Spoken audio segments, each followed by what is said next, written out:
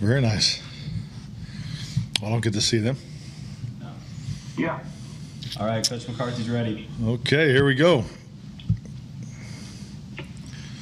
Morning, Mike. Good morning, David. Question, please. You just started, you put anyone else on the COVID list since Bradley and I yesterday? And can you update us also on Neal? Is there still a possibility he emerges, or will he be out as well? There's no one else is on the COVID list. Currently both Anai and Neal are two COVID protocols, and Keanu and Bradley will not be available Monday night.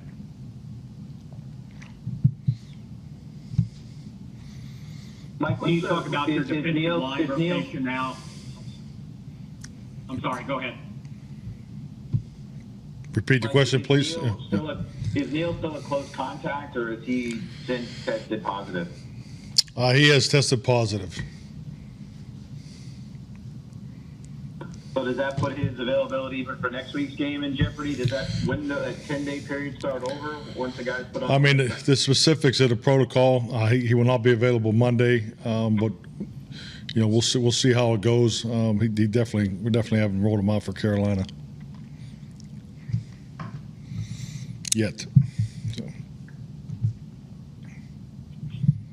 Like, these are a lot of hits now in your defensive line, and with Neal out. Can you just talk about your defensive line rotation now, what you're looking at there, and what this does for you at linebacker as well? Well, I mean, we're still working through the final pieces of our 48-man projected roster for Monday night. So it's obvious, the guys that had worked yesterday, and as far as how we're going to play them, I mean, it's a lot of it has to do with how they play. So. We'll be somewhere in the area of 8 or 9 defensive linemen available. I know you were reluctant to play Chauncey because he only had that one out of practice, but how does he look now that he's gotten a couple more days of work? I mean, I really like the combination of last week's work and this week's work for Chauncey. I thought he had a really good day yesterday in pads, so he's making a lot of progress, and hopefully we'll see how the work wraps up tomorrow. But I thought so far so good. Any change in contract? Say it again, please. Bradley Knight, is he in the protocol as a close contact, or was there a positive test there? I'll answer this for the last time. Bradley Knight is in the protocol, but yes, he did test positive. Any change in Donovan Wilson's status for practice today? Well, we're doing the jog through today, so I mean he'll participate. We'll see, really, I think tomorrow will be the big day for Dono.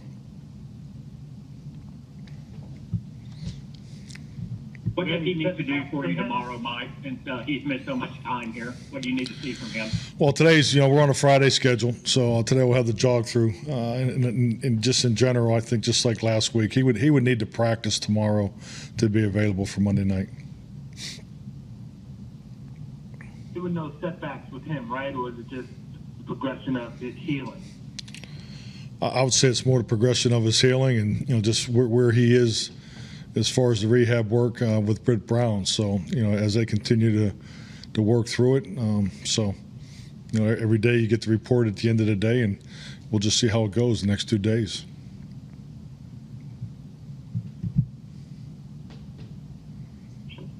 Mike, what's tomorrow like when you're done with your practice tomorrow? Do you guys look at games? Do you just focus still on Philadelphia? Do you start looking ahead to Carolina stuff? How do you guys look at tomorrow as a coaching staff? As a coaching staff, we'll start today with our preparation for Carolina after the players conclude. The players, we go from 11 o'clock to 12:15 in the jog through, and the players have the stay program for 2 hours. The coaching staff will have a staff meeting, then we'll move on to the pre-planning for Carolina, both today and again tomorrow, and again Monday morning. And is this where Ben McAdoo's influence, is that kind of what he's doing? He's like a step ahead of everything for you on both sides of the ball? Yeah, definitely. Ben's done a great job, not only with the advanced scouting, but some other projects along the way. So it's a tremendous resource that we have here. But he does that weekly. So frankly, Ben's already ready for Carolina, and he's starting to move on to the Giants. How integral has advanced scouting been this first 2 weeks of the season? The way you guys, in particular on offense, have adapted to, and I guess anticipated what the defense was going to do and adapted accordingly. How much of a factor is advanced scouting in that? I think advanced scouting is very important. I think our personnel department does a really nice job of giving us the scouting report of actually what goes on in the last game on Sunday. So we'll get that on Monday. Frankly, actually, we'll do that Tuesday this week. But between the personnel department and exactly the old the old breakdown that they do in the new one, and then you add Ben's McAdoo's work to that. So I feel like it's been very helpful for us. We think about Like understanding what. Go ahead. Say again. Please repeat. Like understanding that you reach a point of critical mass at some point with injuries, but like with what you're dealing with on the defensive line now, you've really stressed into your personnel versatility, guys who can play different positions, different packages. Is this part of the reason why you feel you're better able to weather these on a game-to-game basis that you face with the profile of player you're getting defensively now? Definitely. I mean, position flexibility is critical. Especially not only for injuries, but the game plan, matchups, and what you're trying to present to the opponent each and every week. So it's definitely helpful with the particular situation that we're in with the number of injuries up front. So I think the coaches and players have done a great job of just rolling through the changes, and frankly, it's opportunities for new people. And the practice structure and environment hasn't changed. I was very pleased with the both practices this week, and and it's something that we have more of it the first 3 weeks than you like, but I think our players have handled it very well, and definitely for what's in front of us too. I mean, this is a big time game. This is a division game. It's we're expecting a heck of a contest Monday night, and I know our fans are going to be ready to go, rocking and rolling, and so our team will be ready when we kick it off Monday. when you think about all the issues you had last year, your division record, I'm sure wasn't what you like for it to be. How now would you like to reestablish yourself Monday night as, you know what, we can handle our business now in the division? Really haven't thought about last year. I mean, last year was an experience that we were able to, utilize in our research and development phase during the off season. And we're a new team. They're a new team. They got a new staff.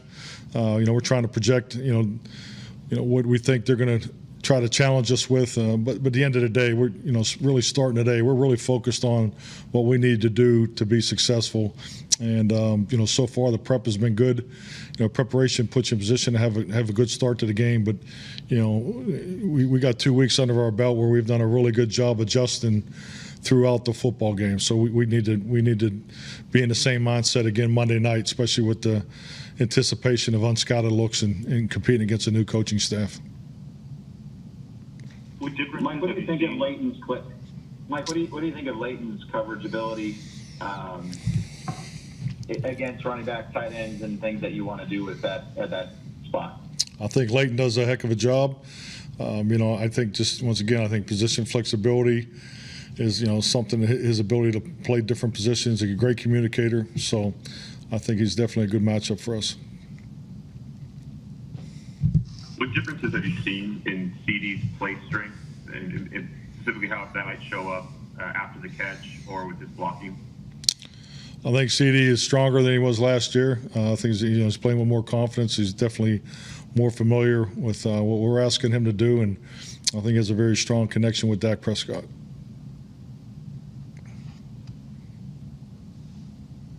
Thank you. Thanks, guys.